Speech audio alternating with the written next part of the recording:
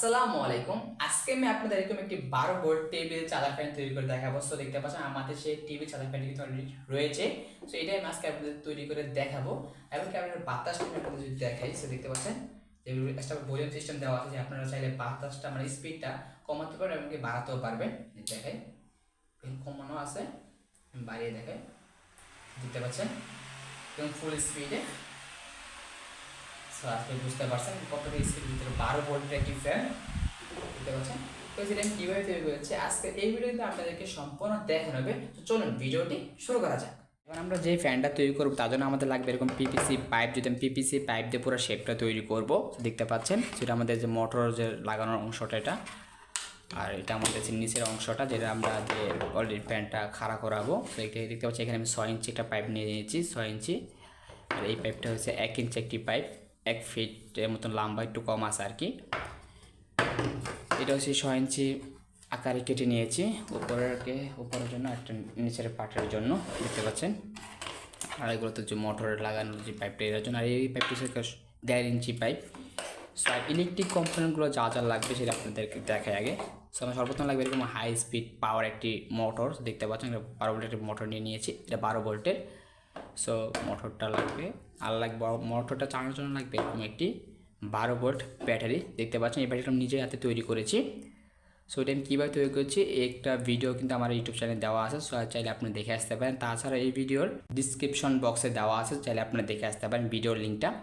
So আর এটা control করার জন্য আমাদের লাগবে এরকম একটি ভলিউম, দেখতে পাচ্ছেন এখানে 12 ভোল্ট একটি ভলিউম নিয়েছি। এটা আমাদের 4 ভোল্ট থেকে 35 ভোল্ট পর্যন্ত ইনপুট দিতে পারবে এটা, দেখতে পাচ্ছেন। সো এটা আমাদের যে মোটরটাকে স্পিড কমাতে বাড়তে সাহায্য করবে, মানে দেখতে সুন্দর লাগবে ফ্যানটা। তারপর লাগবে এরকম একটি অন অফ করার জন্য একটা সুইচ, মানে পুরো সিস্টেমটাকে অন অফ করার একটা সুইচ নিব। আর এটাকে চার্জ করার জন্য লাগবে আমাদের এরকম একটি ফিমেল কট লাগিয়ে দিব, যে জ্যাকের মাধ্যমে চার্জ দিতে পারি, রিচার্জেবল এটা। সো সবগুলো কম্পোনেন্ট কিন্তু দেখানো যায়। তাছাড়া যে আদারস কোনো কম্পোনেন্ট লাগে তবে ভিডিওতে বলে দেওয়া হবে। সো আমি পুরো শেপটাকে তৈরি করে দেন আমাদের ইলেকট্রিক কম্পোনেন্টগুলো বসে দেন ফ্যানটা তৈরি করে ফেলি। তো চলুন ফটাফট তৈরি করা যাক।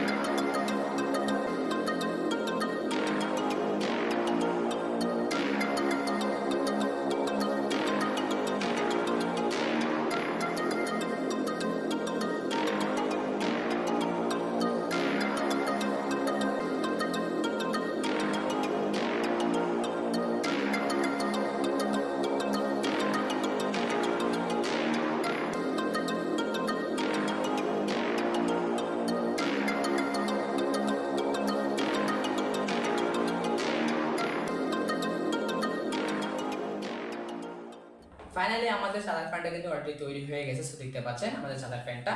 আর দেখতে পাচ্ছেন এখানে আমি একটা জালি ইউজ করেছি, আপনারা চাইলে ইউজ করতে পারেন, আমাকে নাও ইউজ করতে পারেন, আপনাদের ইচ্ছা। আমার কাছে একটা পুরাতন ছিল জন্য এখানে ইউজ করে দিলাম। আর দেখতে পাচ্ছেন খুব সুন্দরভাবে কিন্তু ফ্যানটাকে আপনারা চাইলে উপরে করে রাখতে পারছেন, আপনারা কিন্তু নিচে করে রাখতে পারছেন খুব সহজেই। আর কাছে এখানে দেখতে পাচ্ছেন আমি এখানে কিন্তু একটা ভলিউম ইউজ করেছি, আগে পরে দেওয়া হয়েছে একটু ভলিউম ইউজ করবো। দেখতে পাচ্ছেন ভলিউম ইউজ করেছি, আপনারা চাইলে ফ্যানের স্পিডটা বাড়াতেও পারবেন এবং কমাতেও পারবেন, এটা খুব ভালো একটা সুবিধা।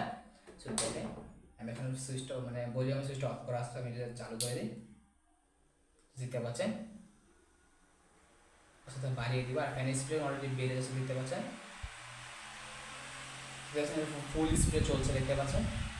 এতে প্রচুর পরিমাণ বাতাস কিন্তু এটা কিন্তু 12 ভোল্টের ফ্যান, আসলে বুঝতে পারছেন কতটুকু বাতাস হতে পারে এটা, দেখতেই পাচ্ছেন।